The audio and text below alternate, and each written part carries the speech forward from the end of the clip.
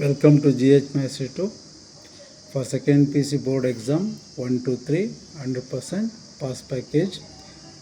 ಎಲ್ಲ ನನ್ನ GH Mastery 2 ಬರ್ತಕ್ಕಂಥ ಎಲ್ಲ ರಿಸಲ್ಟ್ಸನ್ನು ನೀವು ಫಾಲೋಅಪ್ ಮಾಡಿ.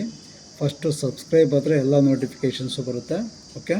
Question is, if y is equal to x square minus 3 cos x minus log x plus 3 root x plus e power minus 4x minus 6x plus 9, then find dy over dx. Differentiate with respect to x. dy over dx is equal to derivative of x square 2x. Derivative of cos x is minus sin x. Here minus plus 3 sin x. Derivative of log x is 1 by x.